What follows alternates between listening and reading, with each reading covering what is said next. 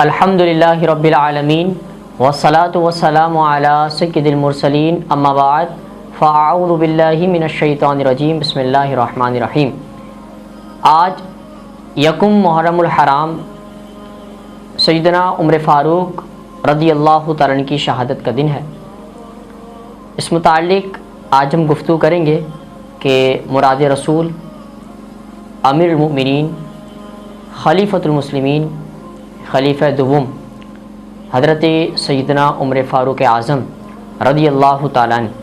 اللہ کریم قرآن مجید فرقان حمید میں ارشاد فرماتا ہے ان الذین آمنوا والذین ہاجروا وجاہدوا فی سبیل اللہ اولئک یرجون رحمت اللہ واللہ غفور رحیم۔ اللہ کریم قرآن مجید فرقان حمید میں ارشاد فرماتا ہے اور وہ جو ایمان لائے اور وہ جنہوں نے اللہ کے لیے اپنے گھر بار کو چھوڑ دیا اور اللہ کی راہ میں لڑے وہ رحمت الہی کے امیدوار ہیں اور اللہ تعالیٰ بخشنے والا مہربان ہے۔ برادران اسلام، سیدنا عمر فاروق اعظم رضی اللہ تعالیٰ عنہ کی حکومت میں عدل و انصاف اور مساوات پایا جاتا ہے۔ قانون اور انصاف آپ کے دور کا اعلیٰ نمونہ ہے۔ آپ کی حکومت کا انتظام اور انصرام رہتی دنیا تک قائم رہے گا۔ سیدنا فاروق اعظم رضی اللہ تعالیٰ نے مجلس شورا قائم فرمائی۔ سیدنا فاروق اعظم رضی اللہ تعالیٰ نے صوبہ جات بندی فرمائی۔ سیدنا فاروق اعظم رضی اللہ تعالیٰ نے صوبوں کے افسرا اور عہدے قائم کیے۔ سیدنا فاروق اعظم رضی اللہ تعالیٰ نے تنخواہیں اور وظیفے مقرر کیے۔ سیدنا عمر فاروق اعظم رضی اللہ تعالیٰ نے محکمہ نہر مقرر فرمایا اور محکمہ پولیس بھی آپ نے ہی مقرر فرمایا۔ آپ نے فوجی نظام قائم کیا۔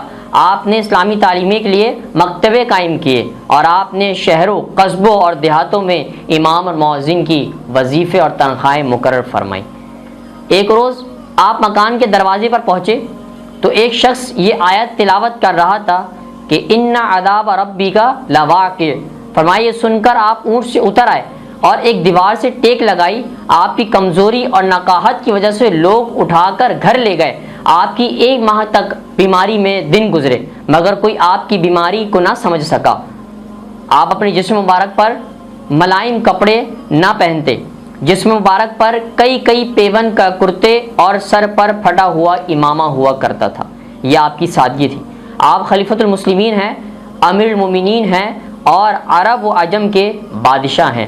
آپ نے 26 لاکھ کم و بیش مربع میل پر آپ نے حکومت فرمائی۔ حضرت عبداللہ ابن عامر رضی اللہ تعالیٰ عنہ فرماتے ہیں کہ میں امیر المومنین کی خدمت میں حاضر تھا جبکہ آپ حج کے لیے مدینہ طیبہ سے روانہ ہوئے تو راستے میں آپ کے لیے عمرہ کی طرح کوئی خیمہ نہ لگایا گیا بلکہ جہاں بھی آپ راستے میں قیام پذیر فرماتے تو آپ اپنے کپڑے اور بستر پر ہی لیٹ جاتے اور کسی درخت پر سایہ دے لیتے اور کسی درخت پر ڈال کر سایہ کر دیتے۔ تو معلوم ہوا کہ سیدنا عمر فاروق اعظم رضی اللہ تعالیٰ کا لباس مبارک سادہ، غذا مبارک سادہ، بستر سادہ اور رہائش مبارک بھی آپ کی سادہ ہوا کرتی تھی۔ ایک مرتبہ دور خلافت میں سیدنا عمر فاروق اعظم رضی اللہ تعالیٰ نے جمعۃ المبارک کے خطبہ میں 3 دفعہ ارشاد فرمایا یا ساریۃ الجبل، اے ساریہ پہاڑ کی طرف سے پناہ لو۔ صحابہ کرام علیہ رضوان حاضر ہوئے اور نہایت تعجب کیا کہ خطبے کے دوران حضرت ساریہ رضی اللہ تعالیٰ کا ذکر کیسے آ گیا۔ جمعۃ المبارک کے بعد لوگوں نے آپ سے پوچھا یہ ساریہ کا ذکر خطبے میں کیسے آ گیا، اس کا خطبہ سے کیا تعلق ہے؟ آپ نے ارشاد فرمایا مقام نہوند جو مدینہ طیبہ سے تقریباً 1500 میل دور عجم میں واقع ہے، مسلمانوں کا لشکر کفار کے ساتھ جنگ میں مصروف تھا اور میں نے دیکھا کہ لشکر کفار مسلمانوں کے ہر 2 طرف سے گھیرے میں ہے اور تو ایسی حالت میں نے مسلمانوں کو مدد کے لیے میں نے ساریہ سے کہا کہ یا ساریۃ الجبل۔ آپ سے یہ بات سن کر لوگ حیران ہوئے اور منتظر رہے کہ لشکر سے کوئی واپس آئے تو حال معلوم کریں۔ کچھ عرصے کے بعد حضرت ساریہ رضی اللہ تعالیٰ کا قاصد خط لے کر آیا۔ اس میں لکھا ہوا تھا کہ جمعۃ المبارک کے دن دشمن سے ہمارا آمنا سامنا ہوا۔ جب آمنا سامنا ہوا تو حضرت ساریہ کو پہاڑ کے پیچھے سے آواز غیبی ایک آواز سنائی دیتی ہے جو کہ امیر المومنین حضرت عمر فاروق اعظم رضی اللہ عنہ کی ہوتی ہے، اور حضرت عمر منبر رسول سے مسجد النبوی میں رہ کر جمعے کا خطبہ ارشاد فرما کر مقام نہون جو مدینے سے 1500 میل دور فاصلے پر ہے اور مسلمانوں کی مدد کر رہے ہوتے ہیں، اور حضرت ساریہ سے کہتے ہیں یا ساریۃ الجبل کہ ساریہ پہاڑ کے پیچھے دیکھو کافروں کا لشکر ہے اور تم ان سے پناہ لو، تو معلوم ہوا کہ سیدنا عمر فاروق اعظم رضی اللہ تعالیٰ نے 1500 میل دور لشکر دیکھ لیا۔ سیدنا فاروق اعظم رضی اللہ تعالیٰ نے خطبہ جمعہ میں یا ساریۃ الجبل فرمایا۔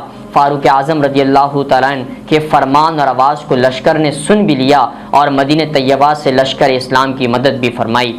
وہی فاروق اعظم ہے۔ ایک دفعہ سیدنا فاروق اعظم رضی اللہ تعالیٰ کے پاس ایک شخص آیا اور آپ نے فرمایا تمہارا نام کیا ہے؟ وہ شخص کہنے لگا جمرہ انگارہ۔ آپ نے پوچھا کس کا بیٹا ہے؟ کہنے لگا ابن شہاب یعنی چنگاری کا بیٹا۔ آپ نے دریافت فرمایا کس قوم سے ہے؟ حرکہ یعنی جلنے والی قوم سے۔ آپ نے پوچھا تیرا وطن کون سا ہے؟ کہنے لگا حرہ یعنی تپتی بستی ہوئی۔ کس مقام پر رہتے ہو؟ کہا۔ کہنے لگا ذات لظا یعنی شعلہ دار مقام پہ میں رہتا ہوں۔ آپ نے فرمایا جا گھر والوں کی خبر لے، سب جل گئے ہیں۔ جب وہ لوٹ کر گھر پہنچا تو سارا کنبہ جل چکا تھا۔ یہ تھے فاروق اعظم رضی اللہ عنہ کی سیرت۔ ہمیں حضرت عمر فاروق رضی اللہ عنہ کی سیرت پہ عمل کرنے کی توفیق عطا فرمائے۔ ساتھ ہی شہادت کا ذکر کرتے ہیں۔ شہادتوں کا بھی سلسلہ جاری و ساری ہے۔ یکم محرم ہے۔ اللہ تعالیٰ کریم قرآن مجید فرقان حمید میں ارشاد فرماتا ہے کہ اور جو لوگ اللہ کی راہ میں مارے جائیں تم انہیں مردہ نہ کہو بلکہ وہ زندہ ہیں۔ ہاں تمہیں شعور نہیں، تمہیں عقل نہیں۔ شہادت آخری منزل ہے انسانی سعادت کی۔ وہ خوش قسمت ہے مل جائے جنہیں دولت شہادت کی۔ شہادت پا کے ہستی زندہ و جاوید ہوتی ہے، یہ رنگین شام صبح عید کی تمہید ہوتی ہے۔ شہادت کی وجہ تسمیہ کیا ہے؟ اس بارے میں ہم پڑھتے ہیں۔ شہادت کی وجہ تسمیہ یہ ہے کہ شہید کا معنی ہوتا ہے کسی چیز کو پانا۔ جیسے قرآن پاک میں اللہ تبارک و تعالیٰ نے ارشاد فرمایا فمن شہیدہ منکم الشہر فلیصم۔ سورہ بقرہ میں فرمایا تو تم میں سے جو کوئی مہینہ پائے یعنی رمضان مبارک کا تو وہ روزے رکھے۔ تو شہادت کا معنی ہے پانا، کسی چیز کو حاصل کرنا۔ تو اب سوال یہ پیدا ہوتا ہے کہ شہید کیا پاتا ہے؟ تو عرض ہے کہ حدیث پاک سے ہمیں معلوم ہوتا ہے کہ حضور علیہ الصلوۃ والسلام نے ارشاد فرمایا، مشکات شریف کی حدیث ہے، اگر میں اللہ کی راہ میں قتل ہو جاؤں تو کیا میرے گناہ معاف ہو جائیں گے؟ تو حضور علیہ الصلوۃ والسلام نے ارشاد فرمایا تیرے گناہ معاف ہو جائیں گے۔ تو ہمیں پتہ لگا حدیث پاک سے کہ شہادت جس کو نصیب ہوتی ہے اللہ تبارک و تعالیٰ اس کے گناہوں کو معاف فرما دیتا ہے۔ مشکات شریف کی ایک اور حدیث ہے، حضرت انس رضی اللہ تعالیٰ سے روایت ہے، حضور نبی کریم رؤوف الرحیم صلی اللہ تعالیٰ علیہ وسلم نے ارشاد فرمایا جنت میں جانے والا کوئی شخص یہ پسند نہیں کرے گا کہ وہ دنیا میں لوٹے اور دنیا کی کوئی چیز اسے ملے، لیکن شہید تمنا کرے گا کہ دنیا کی طرف لوٹے اور اسے 10 مرتبہ قتل کیا جائے کیونکہ اس نے قتل ہونے کی فضیلت کو پا لیا ہے۔ اللہ تبارک و تعالی ہمیں بھی شہادت کی موت عطا فرمائے۔ حضرت ابو ہریرہ رضی اللہ تعالیٰ سے ایک اور حدیث ہے، آپ فرماتے ہیں جب مومن کی موت آتی ہے تو رحمت کے فرشتے حاضر ہو جاتے ہیں۔ کافی احادیث شہادت کے عنوان میں آقا کریم علیہ الصلوۃ والسلام نے ہمیں بیان فرمائی اور صحابہ کرام بزرگان دین کے ذریعے ہم تک پہنچی۔ شہادت کی 2 قسمیں ہوتی ہیں، ایک ہوتا ہے شہید حکمی، ایک ہوتا ہے شہید فقہی۔ اس گفتگو کو تمام کرتے ہیں اور شہادت کی قسمیں پڑھ کر، ایک ہوتا ہے شہید فقہی اور ایک ہوتا ہے شہید حکمی۔ فقہی کون ہوتا ہے؟ فقہی وہ شہید ہوتا ہے کہ جو مسلمان عاقل ہو، بالغ ہو اور پھر ظلماً ہتھیار سے مارا جائے، یعنی زخمی ہو کر بغیر دنیاوی آرام لیے مر جائے، یعنی کوئی دنیا کا فائدہ نہ اٹھایا ہو اس نے، اس کو نہ غسل دیا جائے گا، اس کا حکم یہ ہے نہ کفن دیا جائے گا، بلکہ انہی خون آلودہ کپڑوں میں اسے دفن کر دیا جائے گا اور اس کی نماز جنازہ ادا کی جائے گی۔ یہ ہوتا ہے شہید فقہی۔ دوسری قسم ہے شہید حکمی۔ وہ کیا ہوتا ہے؟ جو ظلماً قتل نہیں کیا گیا ہو مگر قیامت کے دن وہ اٹھایا شہیدوں میں جائے گا۔ حدیث شریف میں اللہ کی راہ میں شہید ہونے والا، اللہ کی راہ میں جہاد کرنے والا اور جہاد کرتے ہوئے جنگ میں لڑتے ہوئے شہید ہو جائے تو وہ شہید ہے۔ علماء 7 شہادتیں اور بیان فرماتے ہیں کہ حضرت ابو ہریرہ رضی اللہ تعالیٰ سے روایت ہے کہ آقا کریم علیہ السلام نے ارشاد فرمایا تم اپنے مسلمان بھائیوں میں سے کس کو شہید گمان کرتے ہو؟ تو صحابہ کرام نے عرض کی یا رسول اللہ صلی اللہ علیہ وسلم جو اللہ کی راہ میں مارا جائے وہ شہید ہے۔ تو آقا کریم علیہ السلام نے فرمایا اس طرح تو میری امت کے شہداء کم ہیں۔